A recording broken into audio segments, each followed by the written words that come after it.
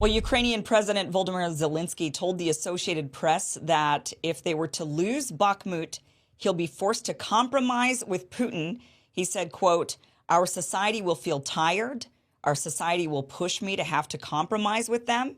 He said Putin will be able to sell this victory to the West, to his society, to China, to Iran, and it will be used as leverage to seek a ceasefire deal that would involve redrawing the map. This is pretty big news. First time Zelensky has said anything like this. So why is Bakhmut the pivotal point in this war? Scott Ritter, welcome to the show. Thank you very much for having me. The Bakhmut Soledar complex. These are two cities, sort of twin cities, known for their salt mines. Underneath the ground, there are very deep, well-established salt mines that help provide overhead protection. You can store a lot of equipment, a lot of logistics, a lot of men, a lot of material here. And this made it a natural sort of keystone to the Ukrainian defense. And what Volodymyr Zelensky is saying is when they lose this battle, and Kim, they're going to lose this battle. They're losing it as we speak. They will lose 80,000 men. And when that happens, the Ukrainian army is gutted. There's nothing left.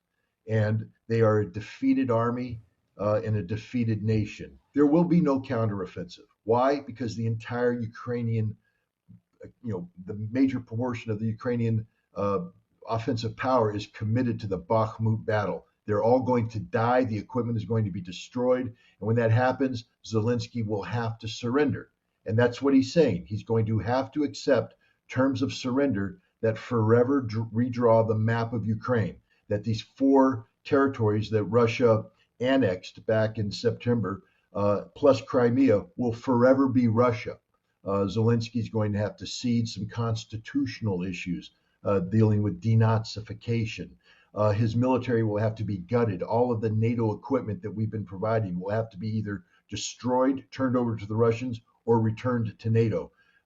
This is a strategic defeat of Ukraine because Zelensky made Bakhmut the strategic battle of the war. Zelensky's job is to keep the West interested in this war, keep the West providing him with assistance, not just military assistance, but remember, the entire Ukrainian economy is dependent upon foreign assistance. If the West believes that Ukraine is losing the conflict, the West would say, then why are we continuing to give you weapons? If we give you weapons, we want results.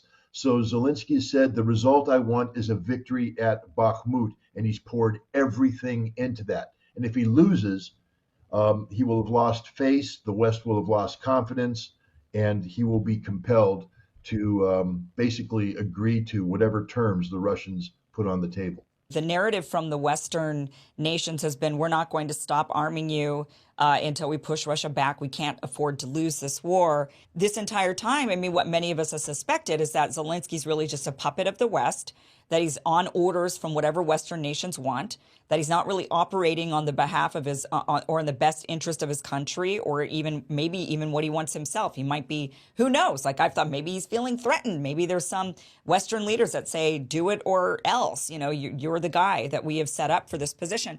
The Russians have called this a special military operation. There are many people in the West that say you can't use that term because you're buying into Putin's language. It's an invasion. And they say that for political reasons. No, it was a special military operation. If this was an invasion, the war would already be over. Ukraine would be destroyed. Zelensky would be dead. That's what happens when you invade.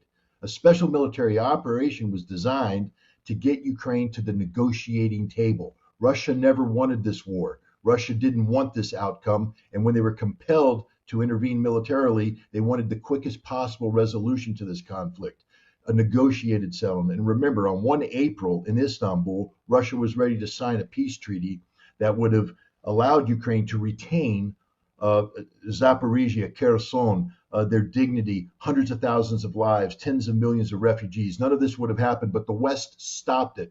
And since that time, we've been trying to convince ourselves that Russia can't win this war, that Russia is weak. And we've failed to recognize the reality of Russia, which is they are a very powerful country. They mobilized in September, and they're on the verge of winning this war. They were always going to win this war. There was never going to be another outcome than this. The West has been deceiving itself and has been betraying Ukraine because we have been using Ukraine as a proxy. The blood isn't just on Zelensky's hands, it's on every Western leader who pressured him to keep this war going. There is no miracle coming for Ukraine. That's the tragedy. But Zelensky is going to hold out for a miracle, hoping the West changes its mind, provides him with the aircraft he claims he needs, provides him with more modern tanks, provides him with everything that will save him. The West isn't going to do it. The West is exhausted. The West is out of money. The West is out of materiel. And the West is just frankly done with this war. If we don't stop Russia here, they're going to keep on expanding, that Putin has a desire to reunite the USSR, to reinvigorate it. I mean, is there any truth to that? Is there a possibility that Russia continues forward at some point? Is to listen what the Russian leaders say. They're not Western political leaders. They don't habitually lie. When they speak in public, they tend to say what they mean, and they mean what they say. Vladimir Putin addressed the Russian people on February 21st of this year. At that time, he said the goal and objective of the conflict in Ukraine was to improve the economic and social life of the Russian citizens who lived in Kherson, Zaporizhia, and the Donbass, the 4 territories. He made no mention of further territorial acquisition or ambition.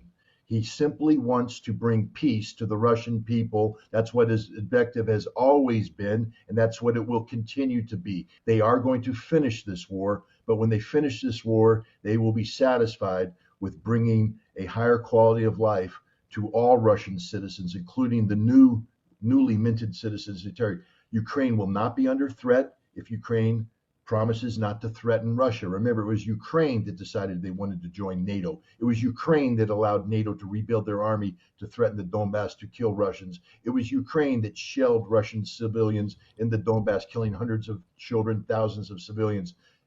Russia sought peace before this war. They sought peace during this war, and they're seeking peace now, but it will be peace on their terms.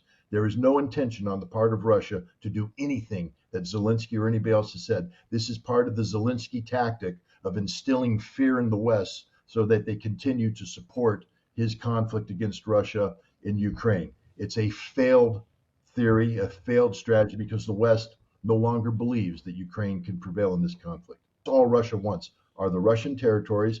There will be demilitarization. Demilitarization will be the denatofying of the Ukrainian military. All the billions of dollars of equipment that we've provided will either be surrendered to Russia, will be destroyed by the Ukrainians, or removed. That is a prerequisite. Ukraine will commit in writing that they will never be a member of NATO. That requires a constitutional change. Denazification is another demand. It will require Ukraine to have constitutional amendments that make the worship of Stepan Bandera, this odious neo-Nazi figure from history, illegal. They will outlaw banderism just like Germany outlawed Adolf Hitler and Nazi ideology. That will be denazification. The Ukrainian military will also be compelled to withdraw a distance of around 150 kilometers away from the Russian border, creating a demilitarized zone, because Russia will never again give Ukraine the opportunity to fire an artillery shell against a Russian civilian target on Russian territory. These will be the demands, and if Zelensky doesn't agree to these demands, then Russia will destroy Ukraine, greater Russia, and Russia will never allow Ukraine to be stripped away from its sphere of influence and transferred to the West. Yeah. And people who have studied Russia understand exactly why Russia will never allow Ukraine to be part of NATO.